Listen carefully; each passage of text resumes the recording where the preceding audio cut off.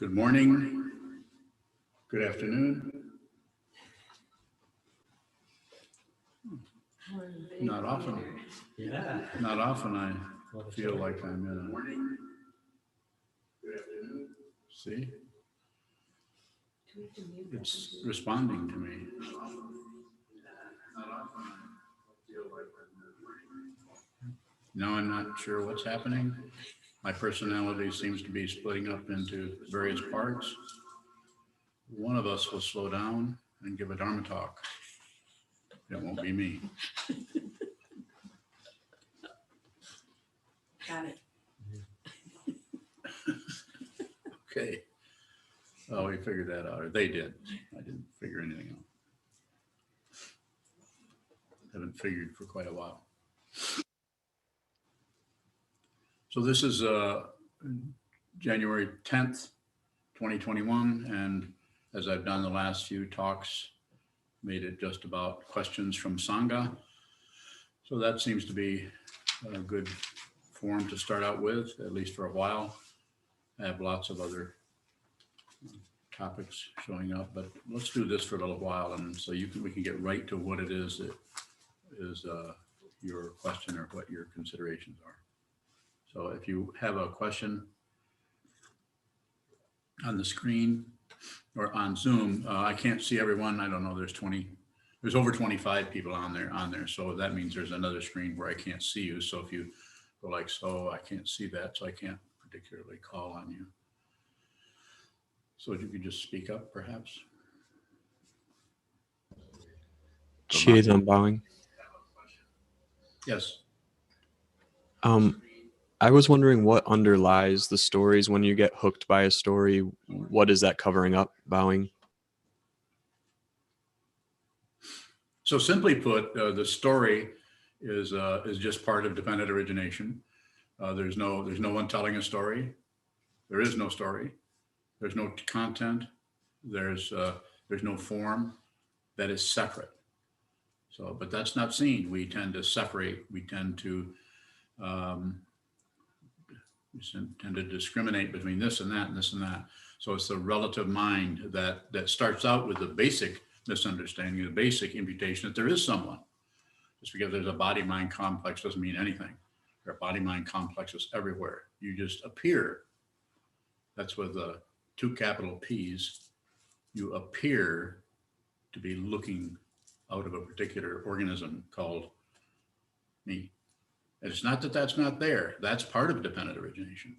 So from the so-called get-go, we immediately assume there's someone hearing, someone smelling, tasting, touching, thinking, someone listening to the story and going from the story, which is semi-objective, into semi-subjective, which is me and the story I'm listening to that's covering this or that up. So the causes and the feelings that are arising are also dependently arisen, but they feel so personal because, well, there's a body here to help endorse that personhood. It's a lie. This is why the sitting practice of meditation, why the structure, the form of that we use to support our awareness practice of Buddha, our teacher, teaching and community, Buddha, Dharma, and Sangha. That's why we use that and continually by the teachings from ancient times, from the Buddha, return to Dharma, return to Sangha, or I take refuge, I receive refuge in the Buddha, the Dharma, and the Sangha. The teacher, what she's saying, and the community that are listening and trying to understand that, and returning to the wall, back to the teaching, back to the teacher, back to the 3 jewels, and then back to the wall. You notice that the wall isn't even mentioned there. It doesn't say Buddha, Dharma, Sangha, and wall, because all of those are the wall. If you don't understand, questions from Sangha.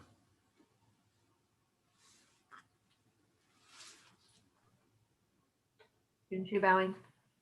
Yes. Question from Shane in Virginia. Must speech transit the ego before it comes out? Bowing. I didn't get the first part of that. Could you read it again, please? Must speech transit the ego before it comes out? Transit, is that the word?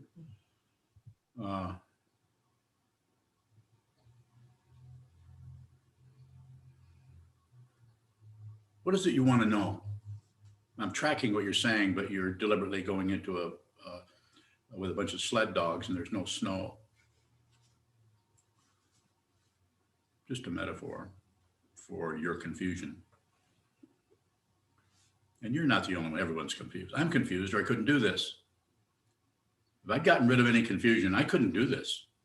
I would be kind of better than everybody, and I'd be some kind of a teaching guy with a credential.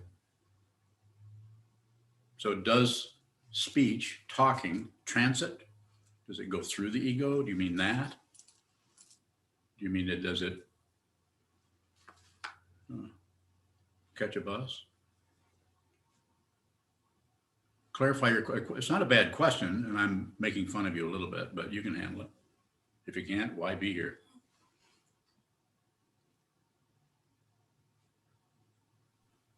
Junshi bowing. Question from Inara, who's watching with Joseph and Tanya. Hello, Inara. Nice to hear from you. She asks, what is the difference between observing and noticing? It's very similar, except that observing has more of intentional. I am going to sit down and I am going to endeavor to just observe what's happening. Noticing is more casual, and you may notice, you may not. And you to tell yourself to notice is it's a little. It doesn't have enough intention behind it. Intention meaning I'm going to do this. I'm going to sit down, hold still, and I'm going to observe what moves. I'm not going to just notice it. Now, that being said, to follow up a little bit further on that, you may find yourself in just noticing this and noticing that. You may find yourself doing that, but the instruction to just notice is too weak. It doesn't take into consideration all the causes and conditions from other aspects of your mind, your personality, your world that are clamoring for your attention. Further questions about that or anything are welcome.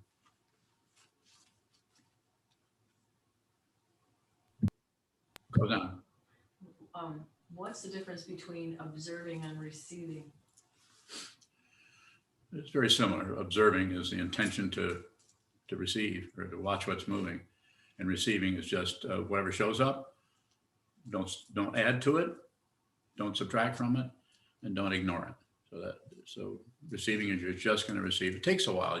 What you're doing is reconditioning yourself from commenting on every damn thing that shows up. I like it. I don't like it. It's good. It's bad. That shouldn't be happening. This should be happening. They shouldn't have done this. I shouldn't have said this. Why am I thinking that? Why do I feel this way? Why? What might work better? Because then the first what will stop you because you're waiting for a response. If you ask why, you're going to get the very nature of relative truths is to tell you why, and usually it has to do, most often it has to do with narcissism. Why is this happening? Recognize that voice?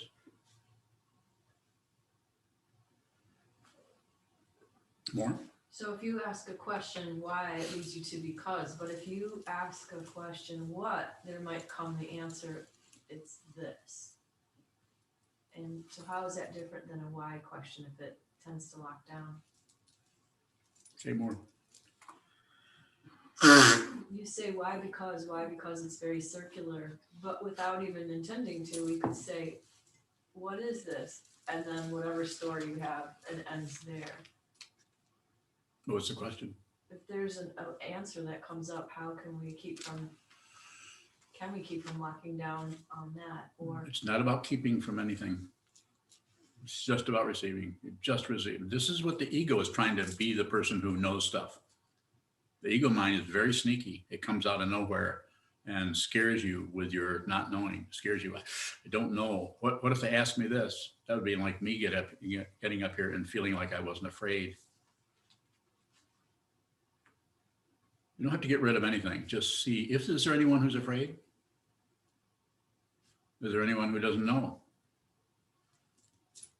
Is there anyone who doesn't know more? How can we receive fear? Don't abandon the fear for why it's happening. Pretty simple, right? Wrong? Right. As Rushin would say, or used to say. Is Rushin here? Right. I don't see her. She's really, really tall and kind of looks like a dragon. You see her anywhere? She missed the boat again. What does that say in cartoon? Tut, tut, tut. Tisk. Oh, tisk. So tut is Pali and tisk is Sanskrit.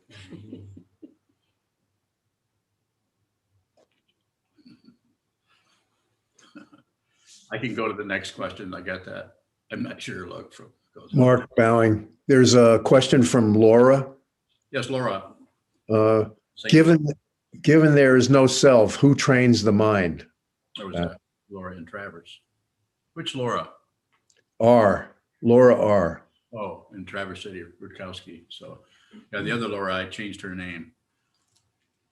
So, ask me that question again, since I was rattling along here. Given there is no self, who trains the mind? Just the teachings. There's no particular trainer. The Buddha trains your mind. You finally, after all these years, after all these lifetimes, you a little bit and see what is true instead of taking what you think is true and running with it, with weapons, with pots and pans, whatever you're doing, going somewhere else. There isn't anywhere else. There's nothing to do particularly. So there's no identity that's training the mind. If you needed an identity, then you could say your fundamental nature is left in the dark, so to speak.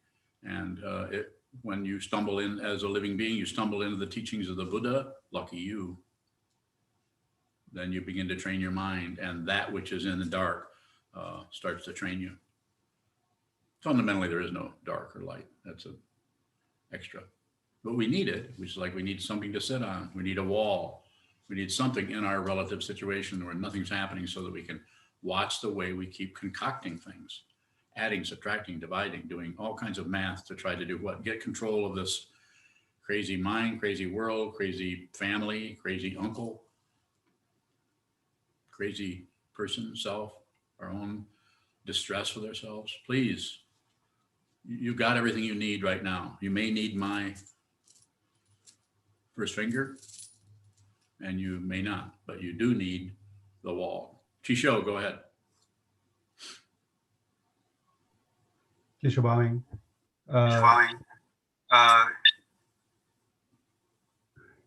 In response to one of the questions just now, you mentioned you are confused as well, otherwise you can't teach.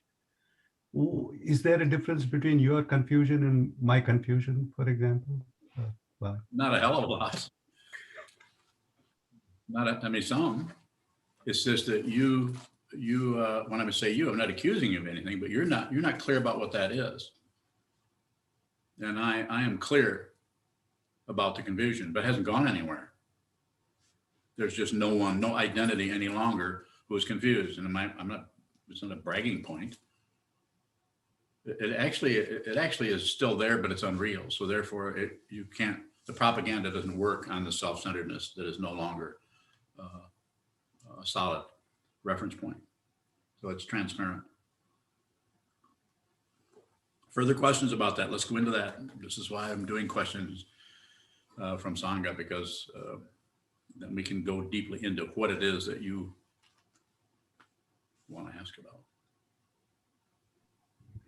Keshavang, is that a one-time thing that, just a switch going on and off, that you're no longer confused about the confusion? Or is it? Yeah. Don't give me no work. No, there's really no reference point to it. So it's like, when I say it's like, it is no reference point. So there's no person, there's no, the only way I know I'm a teacher is there's students. The students go away, the teacher doesn't go away, but the teacher doesn't show up. There's nothing to show up for. That's why it's so necessary, as it says in the Maha Parinirvana Sutra that Unyo talked about with her student monk talk yesterday. One of the sevenfold Mahayana puja is asking the teacher to remain, which Ananda, I think he screwed that up, didn't he? Yeah. Yeah, he didn't ask the Buddha to remain, so the Buddha split. Because Mara came along and says, anybody disagreeing with me? Apparently Ananda wasn't, so he passed into wherever Buddhas pass into.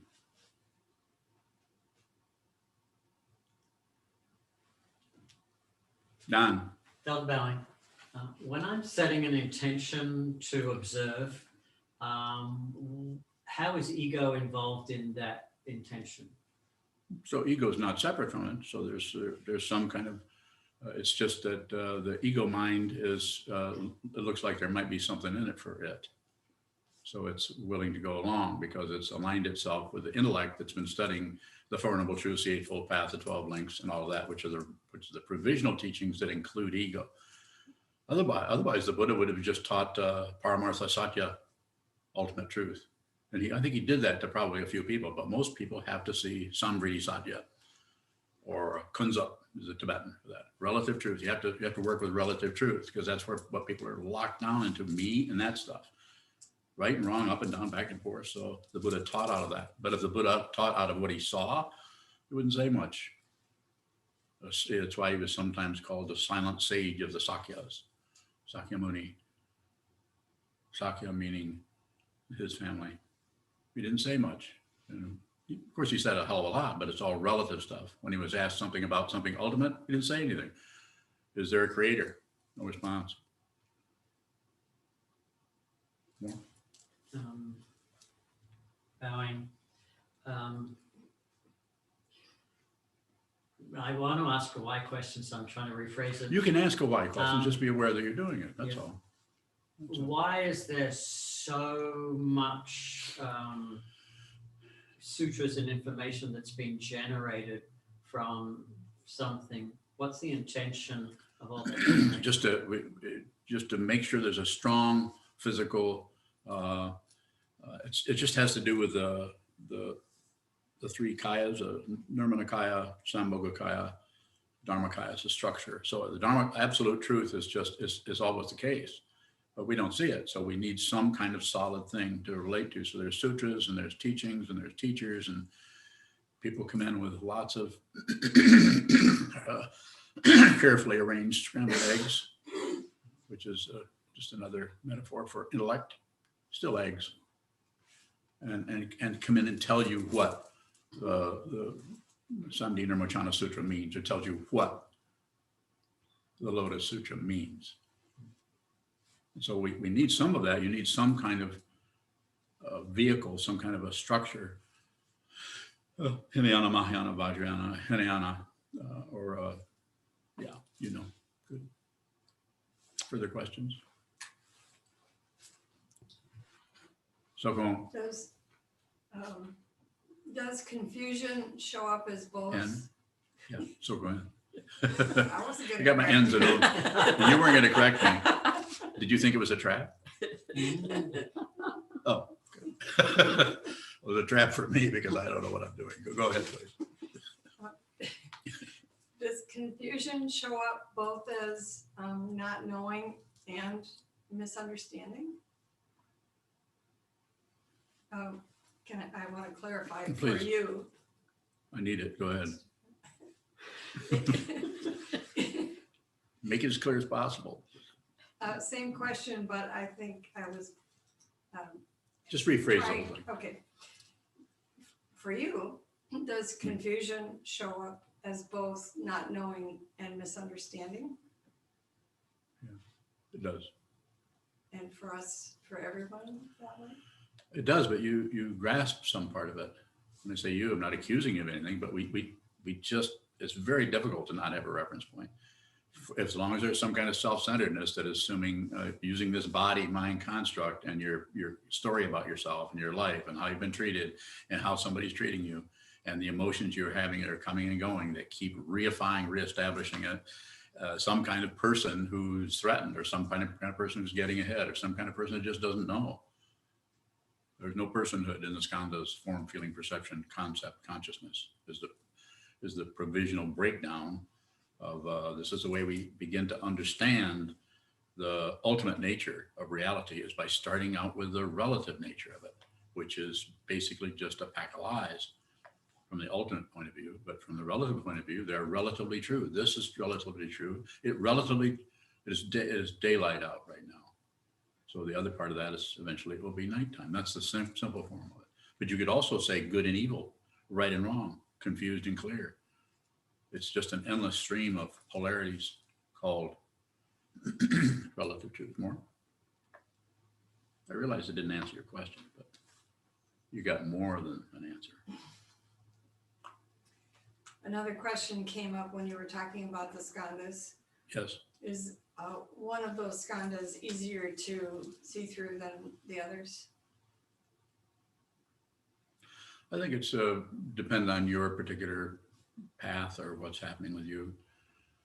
So the one that's pretty convincing is form, and that's the body, and then the other four are all consciousness: form and feeling, consciousness, perception, other stuff, that stuff, this, this and that. Concept, thinking process, and the sixth sense fields and their objects is the way I talk about it. There are other ways of talking about it. So all those get together. It's not that we want to stop those, but they, as functions, they in this relative situation we're in, they function as getting together and bringing together some kind of a belief in somebody who's going somewhere, because there's a body, speech, mind, whole complex that is thought of as being real. It's not that it's not there. It's just relatively. Ultimately, it's not. Further questions? Kevin Bowing. Yes, Kevin. I've been reading the Song of the Jewel Mirror Samadhi, and there was a section that I was hoping to get your commentary on, if you'd be willing to. Love to. Filling a silver bowl with snow, hiding a heron in the moonlight, taken as similar, they're not the same. When you mix them, you know where they are. Yes. Now, this is describing the relative truth, something very similar, this and that, silver bowl and snow. They're similar, but they're similar. They're both the silver, and they're both, or silver and white. So there's a similarity there, except one is solid and one is not so solid. And so hiding a heron in the moonlight. So the moonlight is there, and so it's a commentary on relative. You can change them. You can make the moonlight relative and the heron ultimate. You can make the heron ultimate, or the heron the other way around.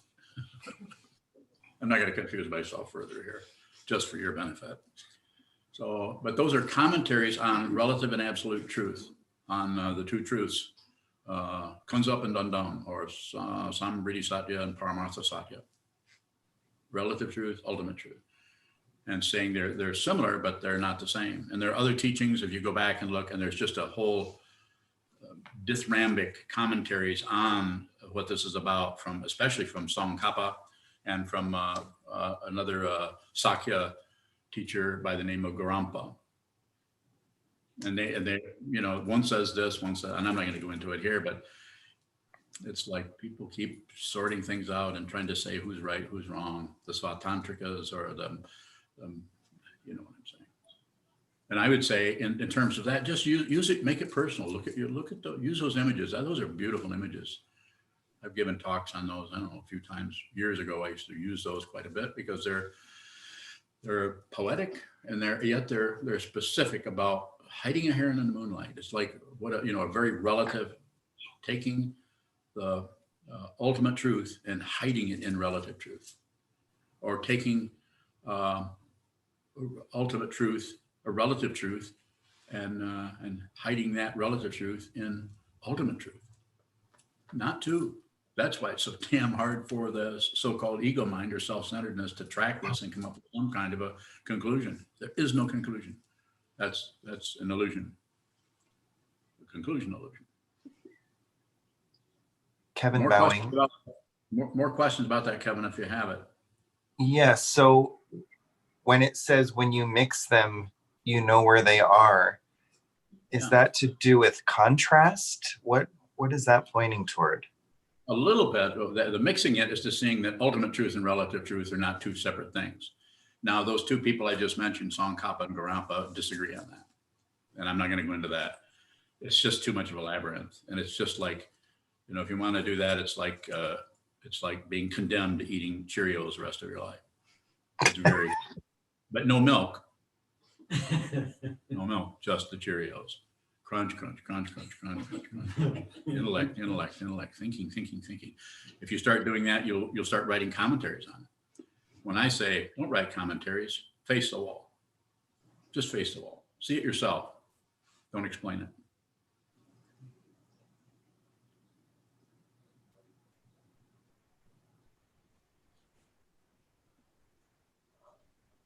Views on bowing. How can we relate directly to what's in front of us when we have all of our dumb ideas in front of that bowing? Just look at it. Just look. Just seeing that you have kind of dumb ideas about what you're about the wall or about what you're looking at, about the sitting practice of meditation or shikantaza. Just look at them. Get rid of nothing. You're not going to be able to save all beings or help all beings if you suddenly become some kind of a saint above everybody, the person who knows stuff, the Holy One. Find out who you are, not separate from the, as it says in the Zen tradition, from a shit stick, the Buddha, the shit stick, not separate. It's just an intense way of saying the relative truth, ultimate truth, the heron, the moonlight, the silver bowl, the snow. It's just an astonishing thing. And it's very simple to realize, but it can take you lifetime after lifetime, unless you meet a teacher and listen to her.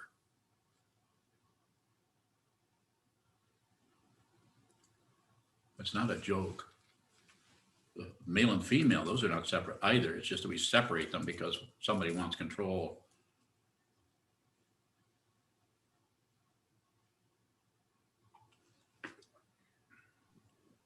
Sokuran bowing. Sokuran. When you teach, you say you teach out of what you see. How Mm. much do your experiences from your past meditation inform your teaching? Bowing. There is no past meditation. So there's no, they mean some kind of experiential thing that happened in 1973? Gone. Experiences, how do you know it's an experience? It goes away. Awakening is not an experience. It's experiential. There's some kind of contrast, but it's not a credential. It's not a guarantee. No one is handing you a certificate of congratulations. There's no credential. There isn't anything else. There isn't anything else but you, but your voice, but these ears, but this human being, that human being, and these other human beings who are here trying to understand what is fundamentally true. Who are you actually? I can tell you, very conceptually, but it's the closest I can get to it. It's not very poetic. You're not separate from anything. Anything that shows up is the Buddha. As it says in the Zen tradition, or a poet, I can't remember his name, that every thought you have is a flower.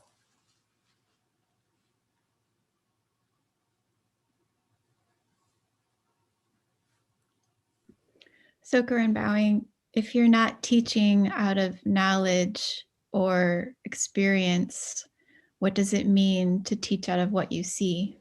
Bowing. Well, the fancy word is wisdom. But wisdom wisdom is always talking to wisdom. Wisdom always sees wisdom. Wisdom doesn't see anything else. This is talked about in the Prajnaparamita Sutra and all of the Prajnaparamita literature, which is thousands and thousands and thousands of words. There isn't anyone else.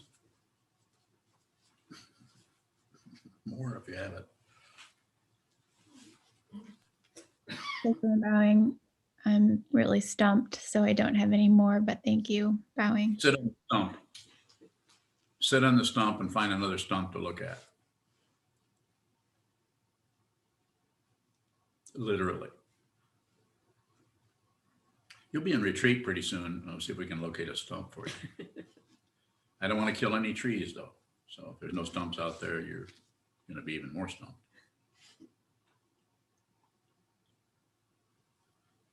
Further questions?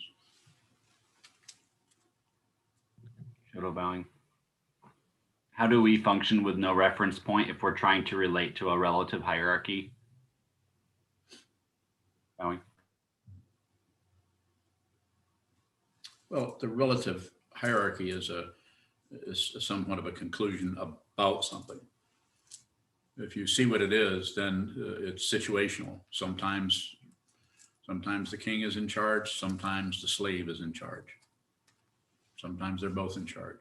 Sometimes they just cooperate without changing names or identity because it is dependently arisen, and it is an illusion.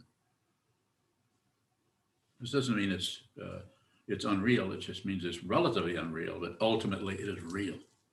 And that's why we can do this. That's why we can do this. I'll say it again. That's why we can do this. Is that 3 times? Okay, good enough. Further question on that if you have it. I'm thinking just right now I'm functioning as Eno. There's a Sukansu and a Shuso. You're the abbot. And it seems like everything funnels up to the abbot. I'm wondering, does the abbot have to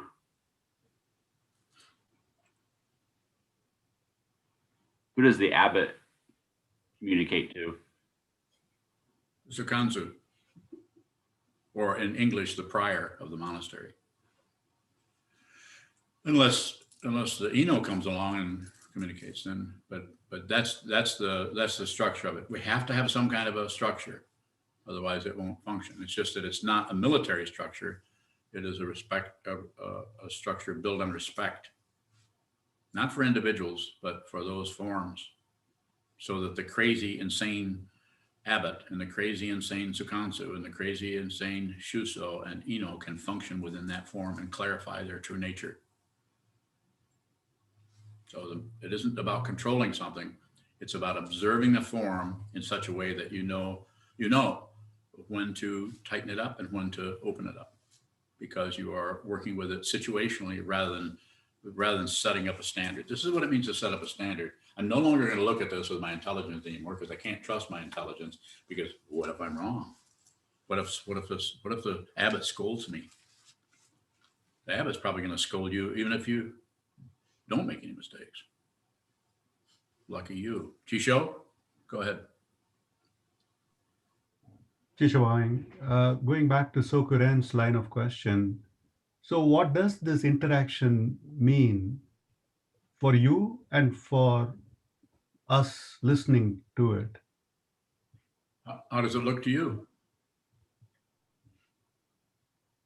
Where's the question coming from? Keshavai, I mean, there is a motivation to ask a question. There is also a presupposition of getting answers from you. Yeah, I'm just confused about that. What is it that is supposed to transpire in this interaction? Well, things will keep transpiring until you see the truth. And when that happens, that's the end of the transpiring. And as long as you think things are coming and things are going, as long as you think there's somebody there and somebody here, keep facing the wall, keep returning to the Buddha, the Dharma, and the Sangha. Eventually, there won't be anything else. That doesn't mean that you are everything you're looking at. It just means that you're either the heron or the moonlight, maybe both. Of course, you can't be because they're not the same. So wait a minute. It's a teaching device, not a conclusion. It's a teaching device to introduce your thinking mind into the incredible simplicity and thorough elaboration of relative truth. so that you can see it yourself. Go ahead if you have another one, Chisho. Yeah, Tisha, I can see it intellectually. I can understand it, so to say, but that is not satisfactory. At least to me, it feels it's not satisfactory. Okay, I figured it out, or I've thought through this. So you just said that second noble truth is not satisfactory. Life is suffering. Life is unsatisfactory. Life is difficult. Being a human being is difficult. So that's the first. And how do you deal with that? Or can that come to an end? Yeah, that unsatisfactoriness can come to. Actually, it doesn't come to an end. The perceiver, the identity that concludes that, or has an opinion of that, has a feeling of that, that becomes unreal. Doesn't mean that the unsatisfactoriness comes to an end. Especially as a bodhisattva, you see more intensely the incredible unsatisfactoriness of everybody. Everybody's suffering intensely, even the ones with big smiles on their face who have the power of positive thinking, and they're wondering, what in the hell you want to sit in front of a wall for and turn into a vegetable? I'd rather play golf. Go ahead and play golf. I wouldn't interrupt that person's path at all without their permission. More? Chisho. Tisha, so it seems to come back to the ego or identity. Yet we have to use the identity to get through the identity. Is it? Yeah, Trungpa Rinpoche said, you have to walk on ego like an old shoe and wear it out. Just don't get it resoled or rehealed. Just walk on it. It just eventually it wears out. Just continue to look at it. That's why I say over and over again. That's why Susan Piper, I think I'm paraphrasing her, said when somebody asked about me as a teacher, she said, yeah, you can go study on it. It'll make you sit all day long every day. I'm not making anybody do anything. I'm saying you might want to meditate for a long time. And we have forums to help you do that, because it seems after doing this for many years, it seems like the intense and intentional sitting down, hold still and watching the movement that's what's, I practice lots of tantric practices. When I say lots, I'm not saying more than anybody, but a lot. Hundreds and hundreds of hours of that. Millions of mantras. And my understanding of it is, if you need to do that, then go study under Dalai Lama or a Tibetan Lama or anyone else will teach you that. If you want to do that, that's up to you. I'm not against that. I'm just saying the way it looks here is all you need to do is stop moving and watch your particular version of insanity or craziness, passion, aggression, ignorance continue to show up and show up and show up until the wisdom mind that is actually seeing that is masquerading as somebody begins to wear out or drop away. Just observe it. Do a lot of it. However much you're doing right now, add a few hours on per week. You have to see it. I'm just here to encourage you to see what is true, not here to convince you of anything or try to gather followers. If you want to listen to me, that's up to you. Kevin Bowing. Kevin. How is Sangha in the wall bowing? How is Sangha in the wall? Yeah. Earlier you said that Buddha, Dharma, and Sangha are in the wall. How are all of those things in the wall? Well, it could show, I could have to talk about it relatively. It's people are sitting next to you or they're sitting on Zoom. So there's Sangha, you have some community, other people, apparent other people are there, the Sangha.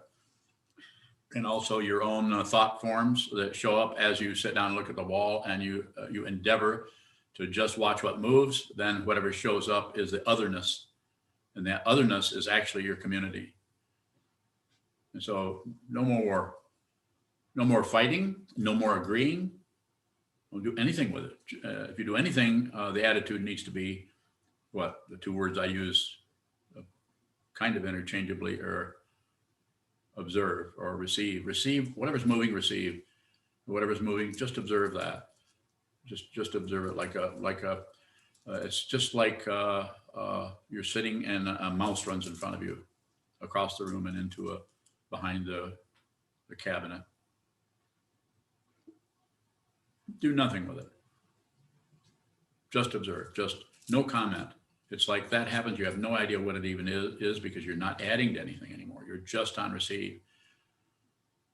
So that is the Sangha. The Buddha and the Dharma and the Sangha, that's a breakdown of teacher, teaching, and community. When realization is no longer something else, then those three are no longer, they just separate in order to teach, but fundamentally they're not separate. The three jewels are, it's like the jewel in the rubbish heap. You look into your own rubbish heap, your own crazy confusion, your own insanity over and over and over again. You have to do a lot of it. You can't do half an hour every other day, or have to do a lot. And the feeling that you're not getting anywhere is how it feels to climb a really difficult mountainside in the middle of the dark with lots of rough spaces and scratchy things. Do it anyway, or not. Go do something else. Go find something else to do with the rest of your life. But you'll be back. I may come back, I may not. Doesn't matter. Maria Bowing. Yes. Does our understanding or not of your teachings depend on whether it is the wisdom or confusion that receives them? Bowing. Doesn't matter. Those are not separate. Wisdom and confusion are co-emergent. Confusion and wisdom arise together. And as long as they're arising separately, then you're going to try to find another carnival somewhere else, some better place, some better teacher, some better teaching, something that feels better, works better, seems better. Materialism. Just look at it until you see that it's not two. There's no student, there's no teacher, there's no teaching. Maria Bowing. So what happens when the confusion is completely gone? Bowing. You're a wise guy. Well, the confusion doesn't completely go, because it completely goes, then you're somebody special who's just wise. And then how are you going to help the people that are looking at you with that confused look? You have to be the confusion you're trying to get rid of, so you can be the confusion as an enlightening being, as a bodhisattva, so that you can help those who are confused. If you're worried about other people's confusion, if you blame anybody for anything, I don't care if they just hit you over the head with a skillet. Well, that might be a little extra. If they hit you overhead with something that didn't hurt very bad, but it was still not nice. You know what I'm saying. Doesn't matter. Don't blame. Even though causes and conditions are obvious for to do that, don't get the credential of being the person who points out the mistakes of others. If you're a student of mine, correct no one. Even if you see, unless it's to save them from running into this busy street, of course, or playing with seashells that they are actually broken glass. I'm not saying that. That's pretty obvious. But don't enter into someone. Don't do it. Please don't do that. You be responsible for your emotions, even though someone else came along and scowled at you and triggered them. They're your feelings. Hey! How was that? How did that feel? I think I busted the speaker. And was that some kind of a Zen trick? No, that's just an old man yelling.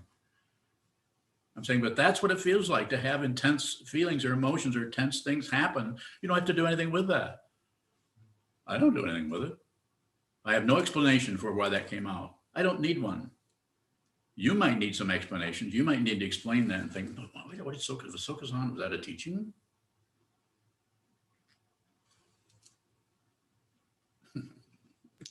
Thank you. I haven't done that in a long time. When I first started teaching back in the 13th century, no, it was just later than that, I used to yell a lot because I thought people wouldn't pay attention unless I yelled.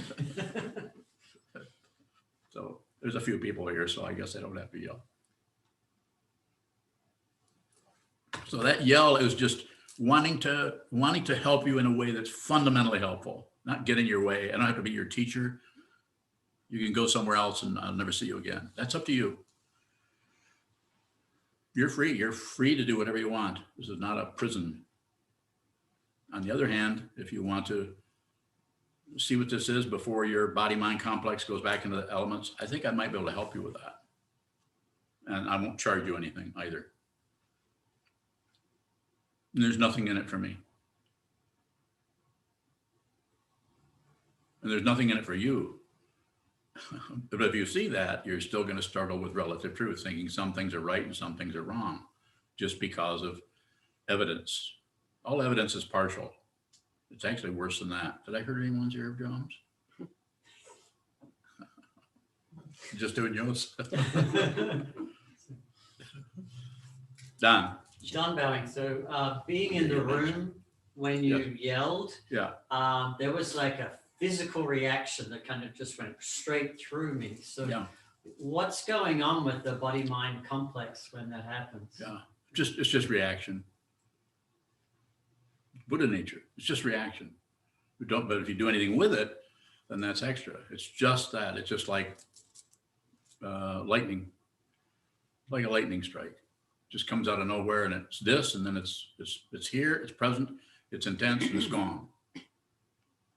Ancient Tibetan, or not Tibetans, but well, maybe Tibetans, but I know the Zen, in the Zen tradition, it's called yats. Japanese tradition is too.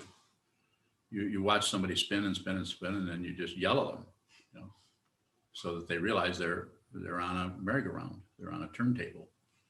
And you say spinning, you're going around, and they just continue to reify, justify, validate their spinning.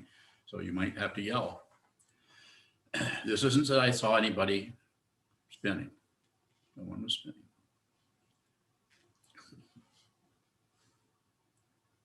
Yes. Shema. Shema. Shema. Are there any? I do have a question. Shema. Shema. Where's Joyce? Joyce knows what Shema means. Nope, she doesn't. So we're pronouncing it wrong. Uh-oh. I have to check my notes. Check your notes. Go ahead. So you were saying to Maria to look at, keep looking until you see not to. Is seeing not to disappointing? Relatively, in a relative way. The disappointment may come and may not. So it may, because if I'm saying it just may come, it may not. It's so dependently arisen. The source of anything is untraceable. So therefore, may sometimes that it's used that way, it's talked about that way. The ego mind, whatever kind of pieces or odds and ends of the self-centeredness are still looking for some nourishment. There might be some kind of feeling there that, I think maybe maybe this isn't going to be what I thought it was. Maybe this isn't going to be the wonderful God realm that I thought nirvana was. Maybe it's just flat and ordinary. Further questions in Zoom? Aren't you bowing? Jane has another question. Yes. Can speech be wisdom? Does it go through the ego before it becomes words? So I kind of getting what you're asking about, perhaps, but probably not for you. So if you're looking for some kind of a structure that you can understand this in a relative way, wisdom is talked about as being something else, but it's not separate from relative truth. So you could say, I would say, to try to support what you're asking about, I'd say possibly somewhat. But there's no guarantee of there's no certitude about that. The only certitude, if you want to call it certitude at all, is seeing that this is not separate. That there's no solid self in the skandhas, there's no solid being anywhere, there's no birth, there's no death, nothing occurs at all. I'm not saying there's a relative occurrence, but that's an illusion. So does it occur? No, it's illusory. So how would you talk about this without saying nothing happens? As His Holiness the 16th Karmapa Rangjung Rigpi Dorje said to the Vajra Regent Ursel Tenzin Han when he was dying near Chicago in 1981, said nothing happens. Why would he say that? How's that? How is nothing happens helpful? Well, coming from me, it's probably not so helpful, but coming from a great bodhisattva, incarnation of Avalokiteshvara, Chenrezig, it would be helpful. They even made bumper stickers back then that said, nothing happens. So somebody decided to do something with it. Go ahead, please. I heard a voice. A question from Semi in Portland. Semi. How do we know if we are strengthening ego or ignoring it?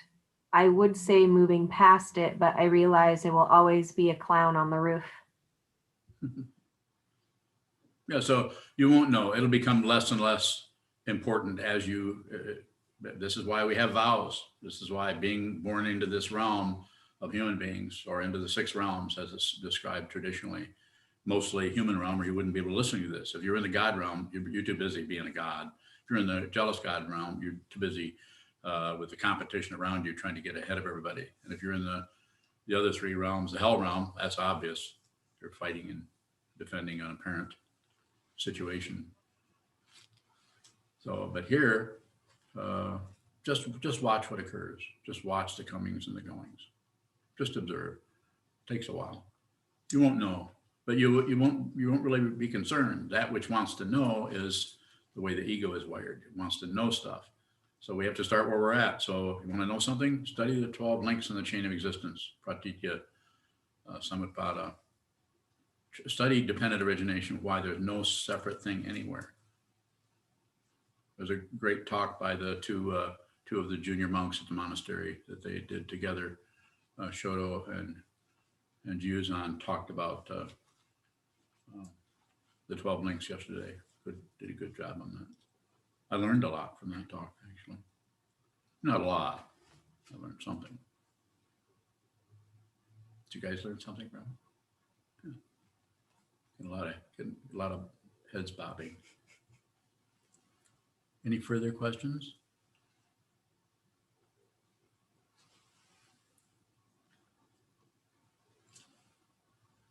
Yes.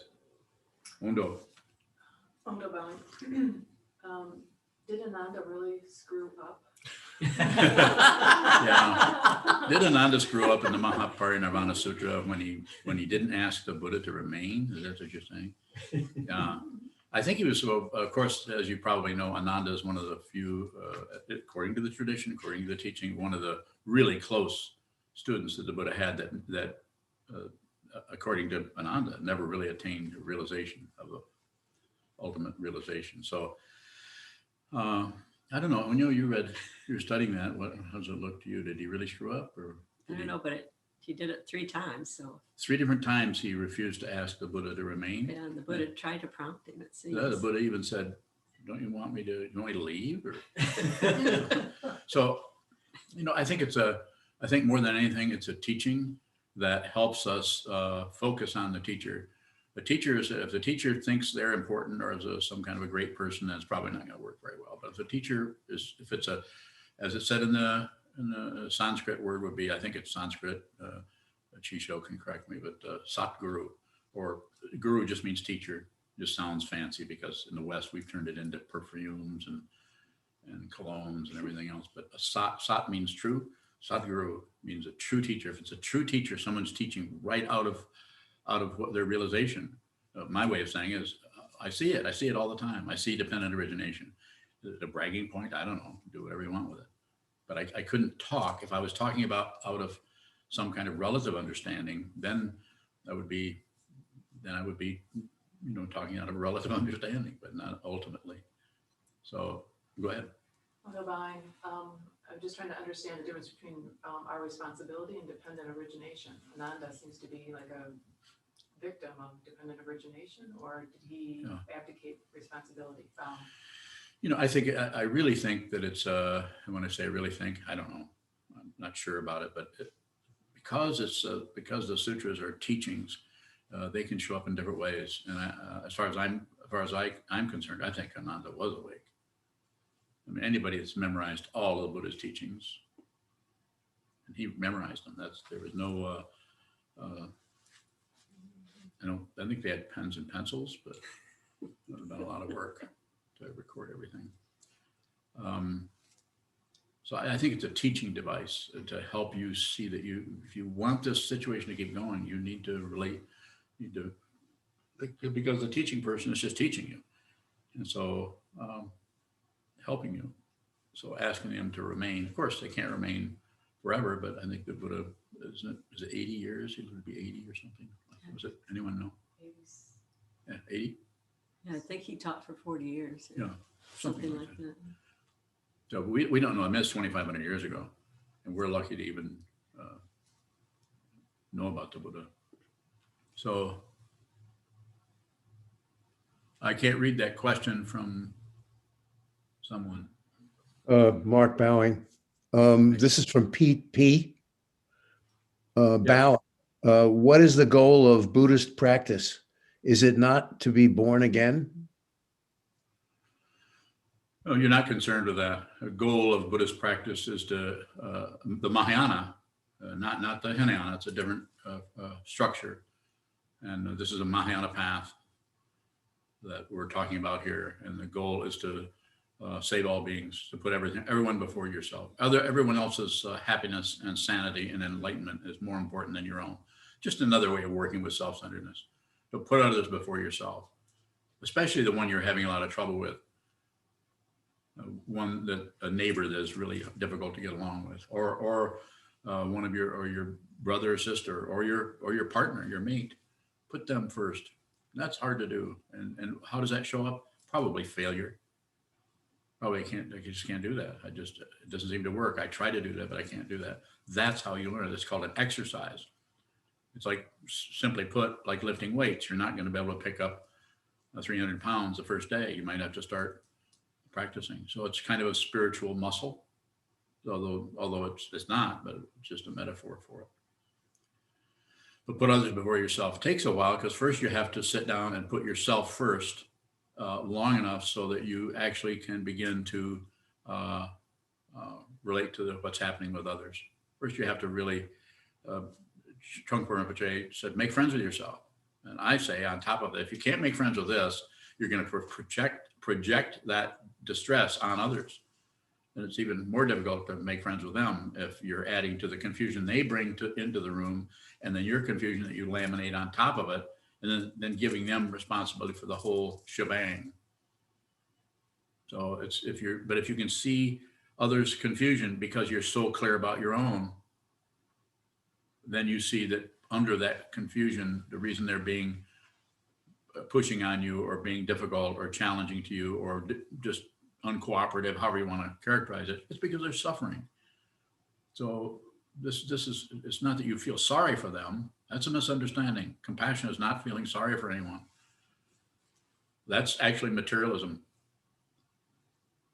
I'm not saying that if you see someone suffering, you don't have resonating feelings with them. That may happen, but don't turn it into a story, because then you've just abandoned the very relative ultimate situation that you've encountered and turned it into ego reinforcement.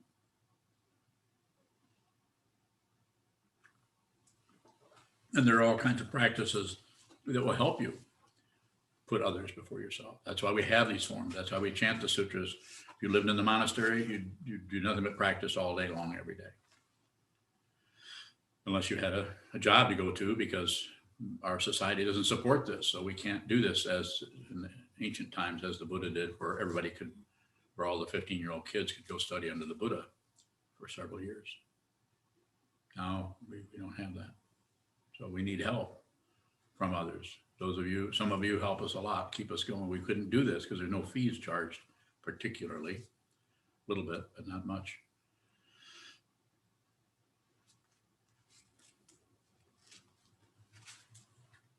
Any final question? Anyone? Anna Maria bowing. Go ahead, Anna Maria. How does seeing someone's confusion and suffering ease their suffering? Bowing. A little louder, please, so I can, one more time. How does seeing someone's confusion and suffering ease their suffering? It may not. It may not, but it doesn't add to it. You don't make it worse for them because you're actually receiving what you're seeing. And if you see it clearly, if you've seen this person clearly, or at least gotten some clarity on your self-centeredness, been responsible for your own intense narcissism, not just you, but me. If you haven't seen that and been responsible for that, in other words, it's your junk that's going on there. Then when you look at someone else, instead of seeing theirs clearly, you'll get rid of some of your own by blaming them or putting on them. It's just the nature of dependent origination to blame others. It's just the ego style. And so, but if you see what's happening there, then if there's something you can actually do that will support them fundamentally, in other words, ease their suffering without getting in the way of their spiritual path, they may need to deal with that. So if you go in there and say, oh, it's like when some people think that no one should commit suicide. Well, I say you should mind your own business. And I mean it. And if you don't understand what I'm saying, you can ask questions.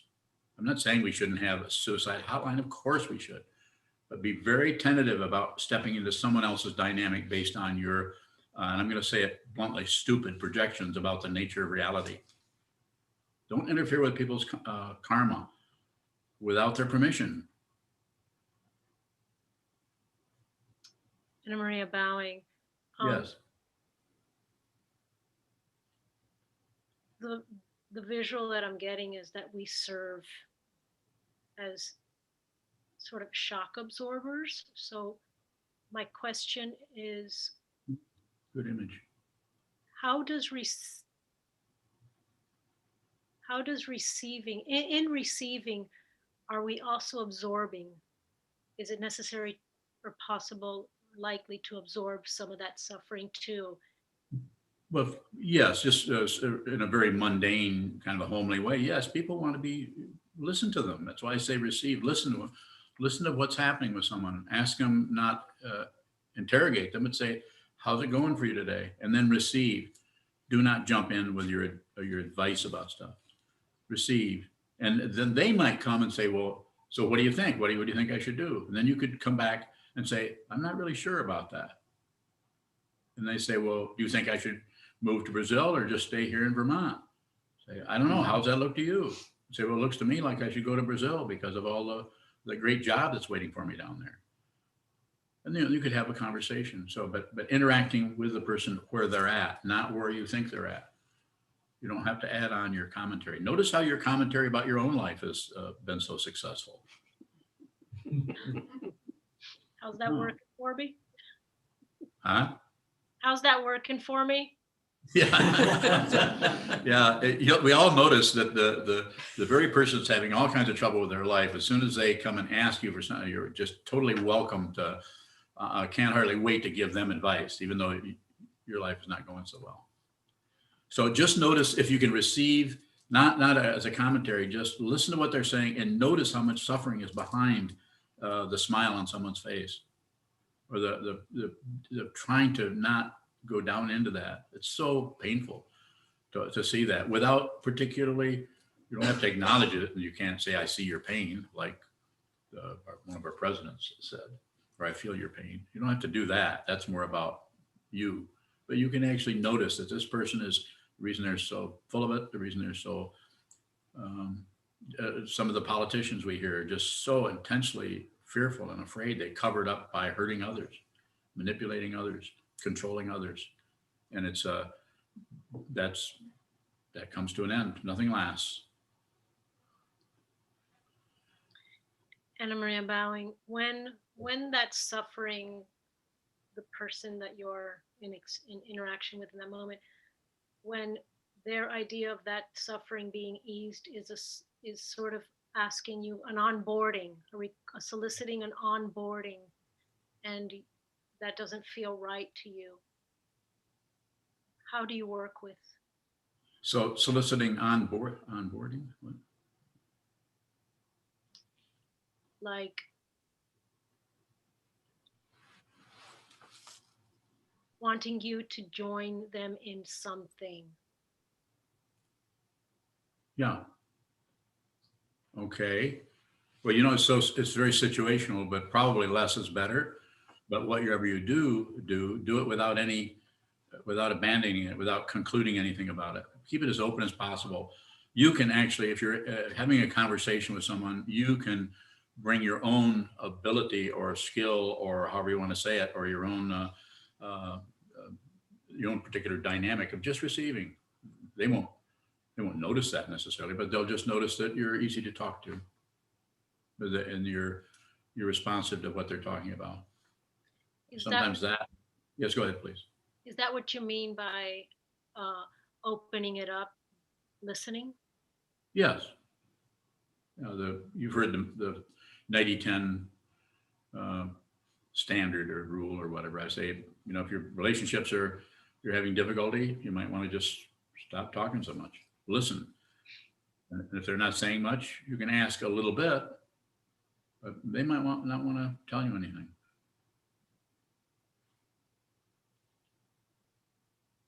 Thank you. Thank you.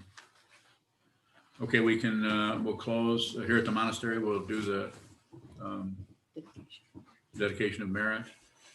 Turn the video camera over to that area. Nice.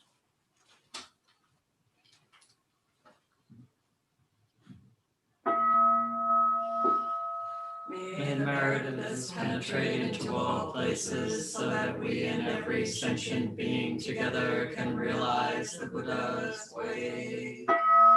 Ji-ho-san, shi-i-shi-fu, shi-san-bu-sa-mo-ko-sa.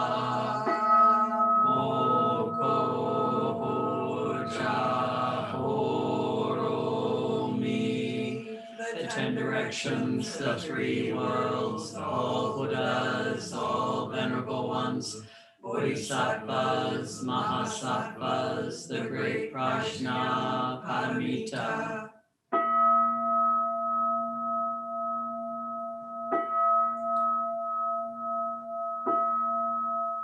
Buddhas and Bodhisattvas of the 10 directions and the 3 times, please hear us. Please come down out of the light and protect Sokukoji Buddhist Temple Monastery, our Sangha, families, friends, and visitors. Heal everyone who is unhappy, sick, or suffering, and fill them with light.